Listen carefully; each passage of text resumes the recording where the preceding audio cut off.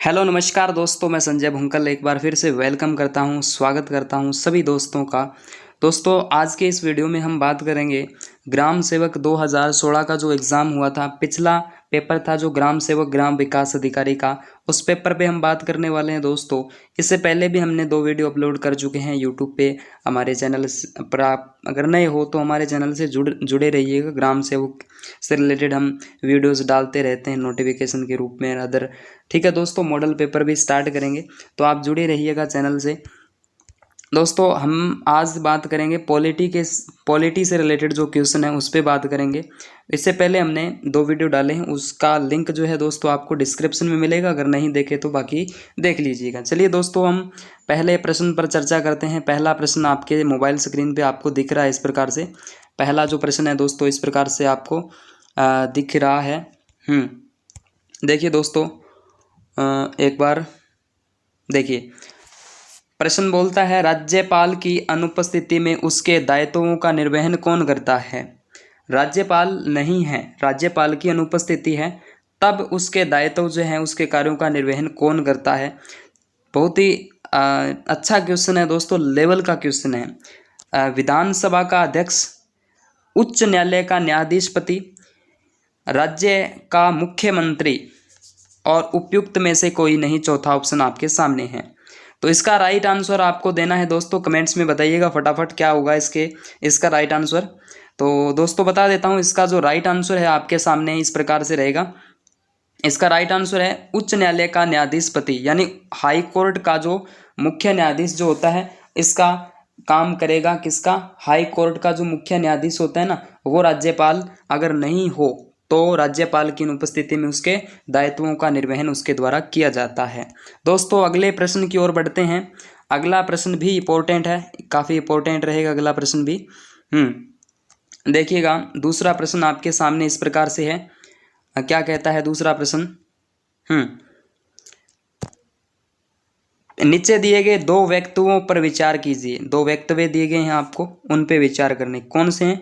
कथन और कारण, यानी कथन और कारण के भी प्रश्न आए थे।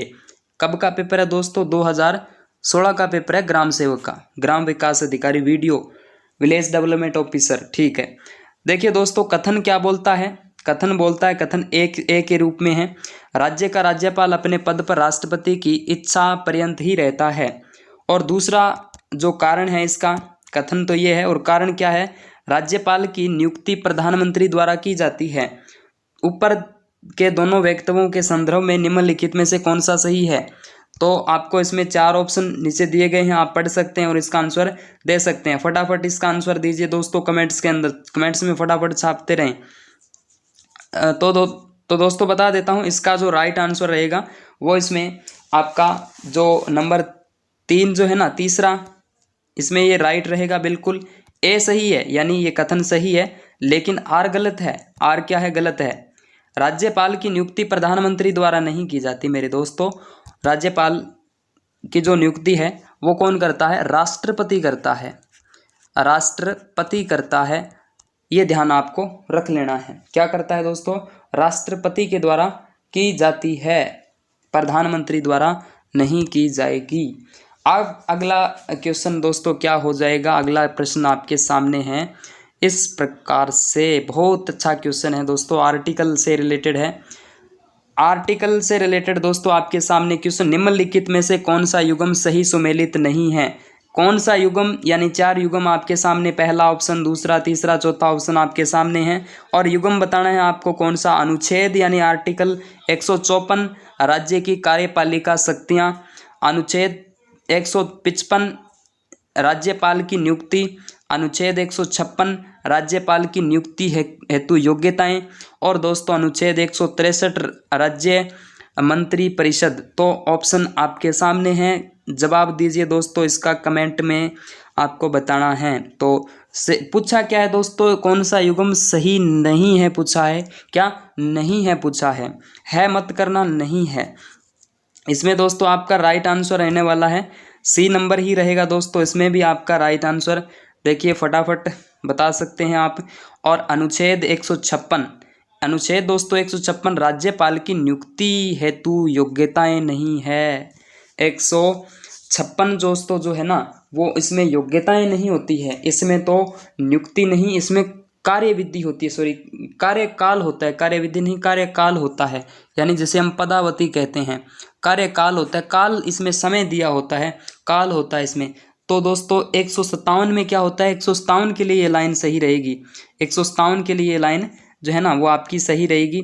157 जो है आर्टिकल 157 जो है इसमें राज्यपाल की नियुक्ति हेतु यातनाएं दी गई है दोस्तों, ठीक है, योग्यताएं, सॉरी यातनाएं योग्यताएं होती है। चलिए दोस्तों अगले प्रश्न की ओर बढ़ते हैं। अगला प्रश्न क्या कहेगा, चौथा क्वेश्चन आपके सामने है इस प्रकार से, बिल्कुल ये रहा चौथा क्वेश्चन आपके सामने इस प्रकार से है दोस्तों। हाँ, राज्य के उच्च न्यायालय के बारे में निम्नलिखित में से निम्नलिखित पर विचार कीजिए। किसके बारे में, उच्च न्यायालय, उच्च न्यायालय जैसे हाई कोर्ट कहा जाता है, हाई कोर्ट के बारे में विचार करना है। ऑप्शन नंबर 1 पढ़ रहा हूँ, संविधान के अनुच्छेद 213 में प्रावधान है कि प्रत्येक राज्य में उच्च न्यायालय होगा, ठीक है, या दोस्तों ये तो पहला ही कथन गलत है। संविधान के अनुच्छेद 213 में प्रावधान है कि प्रत्येक राज्य के उच्च न्यायालय एक उच्च न्यायालय होगा, नहीं दोस्तों ये नहीं है, 213 में नहीं है, ये तो बिल्कुल ये गलत है। उच्च न्यायालय के न्यायाधीशों की नियुक्ति राष्ट्रपति द्वारा की जाती है, उच्च न्यायालय के न्यायाधीशों की जो नियुक्ति है वो राष्ट्रपति बिल्कुल करता है, कोई दिक्कत वाली बात नहीं इसमें भी। देखिए अनुच्छेद 226 के अंतर्गत उच्च न्यायालय के लेख यानी रिट जारी करने का अधिकार है, बिल्कुल है अधिकार। भारतीय संविधान के प्रावधान के तदनुसार दो तथा 2 से अधिक राज्यों के एक ही उच्च न्यायालय का गठन किया जा सकता है, बिल्कुल इसमें किया जा सकता है, यानी इसमें पहला है दोस्तों ये गलत हो जाएगा, यानी इसमें राइट आंसर तीसरे नंबर का रहेगा, सॉरी पहला नहीं तीसरे नंबर का राइट आंसर रहेगा इसमें, ये देख लीजिए इसमें पहला नहीं है, बाकियों में एक एक दिया गया है। चलिए दोस्तों इसमें याद रखना ये, ठीक है। अगला प्रश्न आपके सामने इस प्रकार से है दोस्तों, पांचवा जो क्वेश्चन है वो आप इस प्रकार से देख सकते हैं। पांचवा क्वेश्चन क्या बोलता है, राज्य मंत्री परिषद जवाबदेही होती है। 4 ऑप्शन आपके सामने हैं, राज्य विधानसभा के प्रति, भारतीय संसद के प्रति, राज्यपाल के प्रति या राष्ट्रपति के प्रति। तो 4 ऑप्शन आपके सामने, फटाफट इसका आंसर दीजिए दोस्तों। जवाबदेही होती है किसके प्रति होती है, तो दोस्तों इसमें राइट आंसर आपका हो जाएगा ए नंबर, यानी राज्य विधानसभा के प्रति जवाबदेही होती है। किसके प्रति, राज्य विधानसभा के प्रति जवाबदेही होती है। चलिए दोस्तों अगले प्रश्न की ओर बढ़ते हैं। अगला प्रश्न क्या बोलता है, छठे नंबर का क्वेश्चन आपके सामने है इस प्रकार से, लीजिए छठा प्रश्न। शानदार क्वेश्चन है ये भी आपका। अधोलिखित राज्य सचिव में स्थित पदों को नीचे दिए गए कूट की सहायता से पद सोपानीय क्रम उच्चतर से निम्नतर यानी सीनियर से जूनियर में नियोजित करते हुए सही उत्तर का चयन कीजिए, ठीक है। और प्रश्न अगर नहीं समझ में आ रहा है तो दोस्तों दोबारा पढ़िए। अधोलिखित राज्य सचिव में स्थित पदों को नीचे दिए गए कूट की सहायता से, यानी नीचे आपको कूट दिए जा रहे हैं, से पद सोपानीय क्रम यानी उच्चतर से निम्नतर यानी सीनियर से जूनियर में नियोजित करते हुए, यानी जो अधिकारी है ना उनके पद दिए गए हैं और उनको आपको सही क्रम के अंतर्गत उच्चतर से निम्नतर की ओर हमें व्यवस्थित करना है। पहला इसमें सचिव, उप सचिव, वरिष्ठ सचिव और सहायक सचिव, ये इसमें दे रखा है दोस्तों। पहला है सचिव, दूसरा है उप सचिव, तीसरा वरिष्ठ और चौथा है सहायक सचिव। दोस्तों सबसे पहले कौन सा होता है, मुख्य सचिव। सबसे पहले बात करें दोस्तों मुख्य सचिव होता है, लेकिन दोस्तों इसमें तो मुख्य सचिव है ही नहीं, तो इसमें सचिव दे रखा है। सबसे पहले होगा मुख्य सचिव, उसके बाद में होता है दोस्तों सचिव और उसके बाद में होता है वरिष्ठ सचिव। तो इसमें सबसे पहले तो ये आएगा, यानी मुख्य सचिव के बाद में सचिव होता है, तो इसमें मुख्य सचिव नहीं है तो पहला सचिव हो जाएगा। उसके बाद में दोस्तों आप याद रखना वरिष्ठ सचिव, ठीक है। वरिष्ठ जो होता है ना, वरिष्ठ सचिव वो होता है, और उसके बाद में होगा दोस्तों उच्च सचिव, और उसके बाद में सहायक सचिव। तो दोस्तों इसमें पहला तीसरा, और दोस्तों पहला तीसरा और उसके बाद में आप याद रखना पहला तीसरा दूसरा और उसके बाद में आपका है चौथा। तो पहला तीसरा और दूसरा, पहला तीसरा दूसरा और चौथा। तो दोस्तों आप इसमें चेक कर सकते हैं पहला दूसरा चौथा। तो ये आपका दूसरा जो है दोस्तों वो राइट रहेगा, यानी दूसरे नंबर का राइट रहेगा। एक बार फिर से इसको आप देख सकते हैं। चलिए अब बात करते हैं दोस्तों छठा और सातवां प्रश्न। सातवां प्रश्न भी आपके लिए बहुत इंपॉर्टेंट है। सातवां प्रश्न इस प्रकार से आपके सामने है, अधोलिखित में से कौन सा कार्य जिलाधीश का नहीं है? जिलाधीश का नहीं है। जिलाधीश बोले तो जिला कलेक्टर का कौन सा कार्य नहीं है? चलिए इसमें बात करते हैं हम राजस्व का एकत्रीकरण, कानून व्यवस्था का रखरखाव, आयकर का एकत्रीकरण, भू दस्तावेज का रखरखाव। बिल्कुल भू दस्तावेज, भूमि के जो डॉक्यूमेंट है उनको तो रखता है जिला कलेक्टर। तो दोस्तों इसमें कानून व्यवस्था का बिल्कुल कानून व्यवस्था है, इसको तो रखरखाव करना पड़ेगा। राजस्व का एकत्रीकरण भी करता है। तो इसमें राइट आंसर आपको पता होना चाहिए दोस्तों, बेसिक बात है। आयकर का, इनकम टैक्स का जो एकत्रीकरण है, कलेक्शन है, वो नहीं करता कौन? जिलाधीश यानी जिला कलेक्टर नहीं करता है। चलिए इसमें आप तीसरा राइट करिएगा सातवें का। और अगला प्रश्न आपके सामने इस प्रकार से, बहुत अच्छा प्रश्न है, बहुत शानदार प्रश्न है दोस्तों आपके सामने। बलवंत राय मेहता समिति थी, नाम आपने अवश्य सुना होगा दोस्तों। लोकतांत्रिक विकेंद्रीकरण पर, पंचायती राज संस्थाओं पर, ग्रामीण विकास पर, सामुदायिक विकास कार्यक्रम पर। फटाफट इसका आंसर बताइए दोस्तों। तो इसमें बता देता हूं, इसका राइट आंसर आपका चौथा है। कौन सा? चौथा राइट है, सामुदायिक विकास पर बलवंत राय समिति थी। दोस्तों भारत सरकार के द्वारा एक कार्यक्रम चलाया गया था, सामुदायिक विकास कार्यक्रम, सन 1952 के अंदर। कब? सन 1952 के अंदर सामुदायिक विकास कार्यक्रम चलाया गया था पंडित जवाहरलाल नेहरू के द्वारा। लेकिन दोस्तों यह कार्यक्रम असफल रहा था। चलाया गया था लेकिन यह असफल हुआ था। तब एक समिति बनाई गई थी। कौन सी समिति? बलवंत राय मेहता समिति। ठीक है दोस्तों, तो इसका आपको ध्यान रखना है। तो इसमें सामुदायिक विकास कार्यक्रम पर यह समिति थी। ठीक है, अगले प्रश्न की ओर बढ़ते हैं। अगला प्रश्न क्या कहता है? अगला प्रश्न आपके सामने इस प्रकार से है। प्रश्न है, निम्नलिखित संवैधानिक अनुच्छेदों में से कौन सा अनुच्छेद पंचायत के बारे में 73वें संविधान संशोधन द्वारा जोड़ा गया था? 243 से 243 टी, 244 से 244 पी, 243 से 244 ओ, 243 जेड ए। तो इसमें दोस्तों याद रखिएगा 200, ये राइट रहेगा। 243 से 243 ओ, तो इसमें ये राइट है। ठीक है, अगले प्रश्न की ओर बढ़ते हैं। अगला प्रश्न आपके सामने अच्छा प्रश्न है, बहुत शानदार प्रश्न है। पंचायती राज व्यवस्था है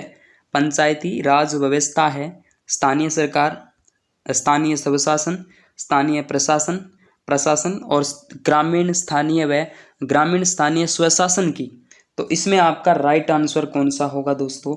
फटाफट कमेंट में छाप दीजिए। तो इसमें राइट आंसर आपका हो जाएगा कौन सा? ग्रामीण स्थानीय स्वशासन की। पंचायती राज व्यवस्था जो होती है ना, वो इस पर आधारित है। चलिए अगले प्रश्न की ओर। 10 प्रश्न कंप्लीट। सर आपने 10 ही बताए थे? नहीं, 11 बताए थे। 12वां प्रश्न, ठीक है। 11 प्रश्न है, लास्ट प्रश्न है और अंतिम प्रश्न है ये, राजस्थान पॉलिटी से रिलेटेड जो था। अब देखिए दोस्तों ये प्रश्न क्या कहता है, इस प्रश्न को भी पढ़िए। राज्य विधानसभा के बारे में अधोलिखित पर विचार कीजिए। राज्य विधानसभा के बारे में अधोलिखित पर विचार कीजिए। इसका समय काल 5 वर्ष का होता है। इसका समय काल 5 वर्ष का होता है। इसके बाद में इसकी अध्यक्षता मुख्यमंत्री करता है। इसका इसकी जो अध्यक्षता है, राज्य विधानसभा की अध्यक्षता मुख्यमंत्री करता है। तीसरा ऑप्शन, इसका जनता द्वारा प्रत्यक्ष रूप से निर्वाचन होता है। और उसके बाद में चौथा ऑप्शन, राज्यपाल को इसके विघटन का अधिकार है। दोस्तों इसमें राइट आंसर कौन सा होगा, फटाफट कमेंट के अंतर्गत। इसका 5 वर्ष का कार्यकाल होता है, बिल्कुल। इसकी अध्यक्षता मुख्यमंत्री नहीं करता है दोस्तों, इसकी अध्यक्षता मुख्यमंत्री के द्वारा नहीं की जाती। विधानसभा का जो स्पीकर बोलते हैं, अध्यक्ष जो होता है ना विधानसभा का, स्पीकर जिसे बोलते हैं, वो करता है। तो स्पीकर करता है इसकी अध्यक्षता। तो ये इसमें राइट नहीं है, यानी दूसरा राइट नहीं है।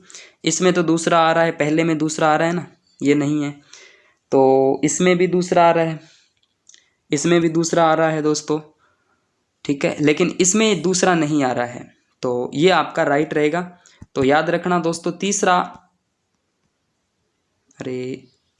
जो है ना, तीसरा ये इसमें राइट रहेगा दोस्तों, तीसरे नंबर का राइट रहेगा।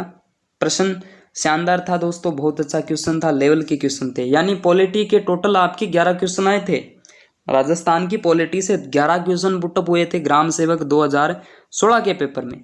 तो दोस्तों इंपॉर्टेंट है क्वेश्चन, तो याद रखिएगा, बहुत शानदार क्वेश्चन थे। ग्राम सेवक 2016 का जो पेपर था इससे रिलेटेड।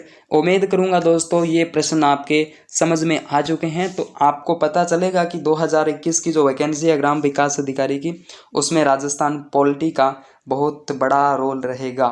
तो उम्मीद करूंगा दोस्तों वीडियो आपको शानदार लगा होगा। अगर चैनल पे आप न्यू हो तो हमारे चैनल से जुड़ जाइएगा दोस्तों, और हमारे अदर जो सोशल मीडिया दोस्तों उसका लिंक आपको डिस्क्रिप्शन में दिया जा रहा है। ठीक है दोस्तों, मिलते हैं अगले वीडियो के अंदर, तब तक के लिए थैंक यू दोस्तों, धन्यवाद।